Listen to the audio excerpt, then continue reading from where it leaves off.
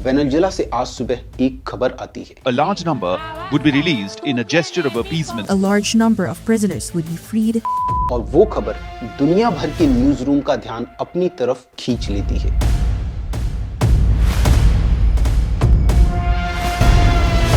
Venezuela की जेलों में बंद कई अमेरिकी नागरिकों को अचानक से रिहा कर दिया जाता है। काराकस सरकार ने इसे अमेरिका की तरफ एक पीस जेस्चर बताया। In a gesture of appeasement. As a peace gesture. As a symbolic gesture, the president called it a wonderful gesture of... और अमेरिकी विदेश विभाग ने भी इसे कंफर्म किया कि बातचीत के बाद इन अमेरिकन्स को छोड़ा गया है। ऑफिशियल बयान में कहा गया कि ये कदम तनाव कम करने और रिश्तों में नरमी लाने के लिए उठाए गए हैं। लेकिन दोस्तों, यहाँ सवाल ये उठता है कि जब हालात इतने शांत दिखाए जा रहे थे तो फिर कुछ दिन पहले जो दुनिया ने देखा वो क्या था? Leading to the capture of... It's a long walk to face the wrath of America. It was an all hands on deck operation. You would have seen what happened. I mean, I watched it literally like I was watching a television show. जिसने international law and order को हिला दिया। एक बंद कमरा और live इतिहास। दोस्तों, 3 जनवरी 2026 की रात थी। उस समय करीब रात के 2 बज रहे थे। अमेरिका के फ्लोरिडा में एक कमरा पूरी तरीके से बंद था। खिड़कियों पर मोटे पर्दे गिरे थे। अंदर कोई रोशनी नहीं थी सिवाय बड़ी स्क्रीन के। इन स्क्रीन के सामने बैठे थे अमेरिका के राष्ट्रपति डोनाल्ड ट्रंप। वो कोई फिल्म नहीं देख रहे थे, वो कोई टीवी शो का मजा नहीं ले रहे थे। दोस्तों, वो एक लाइव मिलिट्री ऑपरेशन देख रहे थे जिसमें अमेरिकी सेना हजारों किलोमीटर दूर वेनेजुएला की राजधानी काराकस में एक घर पर हमला कर रही थी। उस घर में वेनेजुएला के राष्ट्रपति निकोलस मादुरो गहरी नींद में सो रहे थे। दोस्तों, उन्हें बिल्कुल अंदाज नहीं था कि कुछ ही मिनट में उनकी जिंदगी हमेशा के लिए बदलने वाली है। दोस्तों, ये live feed US special operation commando से आ रही थी।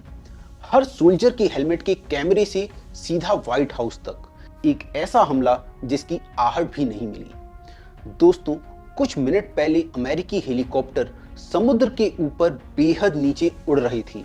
इनकी ऊंचाई सिर्फ 100 फुट थी, इतनी कम कि वेनेजुएला का रडार सिस्टम इन्हें पहचान ही नहीं पाया। उस समय काराकस शहर की पूरी बिजली अचानक से बंद हो गई। लाइट चली गई, मोबाइल नेटवर्क बंद, कम्युनिकेशन पूरी तरीके से ठप। लोगों को ऐसा लग रहा था कि शायद कोई तकनीकी खराबी होगी, लेकिन असल में ये एक सोचा समझा साइबर अटैक था जिसका मकसद था पूरे शहर को अंधेरे में डालना ताकि किसी को कुछ समझ ही ना आए। 5 मिनट में सब खत्म। अमेरिकी डेल्टा फोर्स के कमांडो हेलीकॉप्टर से उतरकर सीधा मादुरो के घर की छत पर पहुंचे। कोई सायरन नहीं बजा, कोई चेतावनी नहीं दी गई। कमांडो खिड़की के रास्ते सीधे बेडरूम में घुसे। यही मादुरो सो रहे थे। अचानक शोर हुआ, मादुरो की नींद खुली।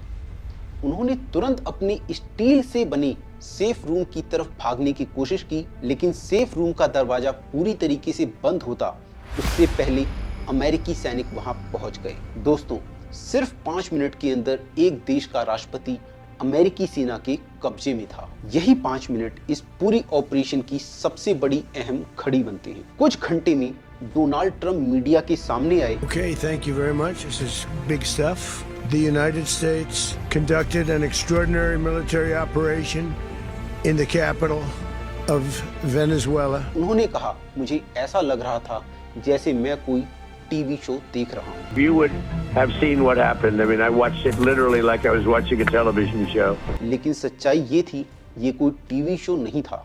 ये आधुनिक युग का सबसे बड़ा हैरान करने वाला सैन्य ऑपरेशन था। दोस्तों, एक स्वतंत्र देश, एक चुना हुआ राष्ट्रपति और उसके ही घर से मध्य रात्रि में उठा लिया गया। इस बयान के बाद अमेरिका में भी बहस शुरू हो गई। Donald Trump has issued the head of a court appearance. Nicolas Maduro, there was a New Year nod, claim he's always rejected Mr. Trump's top. We are not going to be able to Pressing her with the result of a month. Democrats. The United States will... But the spectre today he.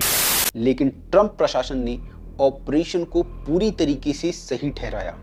दोस्तों, इस हमले की तैयारी एक दिन में नहीं, बहुत पहले से चालू हो चुकी थी। दोस्तों, ये ऑपरेशन एक रात में तय नहीं हुआ था। अगस्त 2025 में CIA की एक छोटी टीम गुपचुप तरीके से वेनेजुएला में दाखिल हो चुकी थी। इन एजेंट्स के पास कोई डिप्लोमेटिक कवर नहीं था। अगर ये पकड़े जाते तो अमेरिका आधिकारिक रूप से इनकार कर सकता था। दोस्तों, इस टीम ने मादुरो की हर मूवमेंट, हर ट्रेवल, हर आदत, सब कुछ ट्रैक किया। सरकार के अंदर एक व्यक्ति सीधा अमेरिका को गोपनीय जानकारी दे रहा था। अल्टीमेटम जिसे ठुकरा दिया गया। नवंबर 2025 में ट्रंप और मादुरो के बीच एक फोन कॉल हुई। ट्रंप का संदेश साफ था, सत्ता छोड़ो, देश छोड़ो। और दोस्तों, मादुरो ने इस प्रस्ताव को ठुकरा दिया। इसके बाद अमेरिका में मादुरो के घर की पूरी नकल बनाई गई। केंटकी के एक सीक्रेट बेस पर डेल्टा फोर्स ने दिन रात अभ्यास किया। हर कमरा, हर दरवाजा, यहां तक बेड की जगह भी एक जैसी थी। क्रिसमस के दिन ट्रंप ने अंतिम मंजूरी दे दी। तब हमला शुरू हुआ। 2 जनवरी 2026 रात 10:46। दोस्तों, अमेरिका के 20 से भी ज्यादा सैन्य ठिकानों से एक साथ विमान उड़ान भरते हैं। सबसे पहले साइबर अटैक किया जाता है। इसके बाद हवाई हमले कारकस के रडार और एयर डिफेंस सिस्टम पर। इन हमलों में 40 लोगों की मौत होती है। Now, at least 40 people, including both civilians and soldiers, were killed in a major U.S. military strike. दोस्तों, मकसद यहाँ एक था, हेलीकॉप्टर के लिए पूरा रास्ता साफ करना। रात के 2:01 हेलीकॉप्टर मादुरो के घर तक पहुंच जाता है। राष्ट्रपति से कैदी तक का सफर। मादुरो को सबसे पहले मोबाइल सी बेस USS IWO जीमा से ले जाया गया, वहां से ग्वांतानामो बे और फिर न्यूयॉर्क। दोस्तों, एक देश का राष्ट्रपति हथकड़ी में होता है, वो भी अमेरिकी जमीन पर। उनकी तस्वीरें जानबूझकर साझा की गईं और यह दुनिया को एक साफ संदेश देता था, अमेरिका पीछे नहीं हटेगा। असली वजह क्या थी? सरकारी बयानों में कहा गया डिक्टेटर, ड्रग्स या फिर मानवाधिकार। लेकिन दोस्तों, असली वजह तेल था।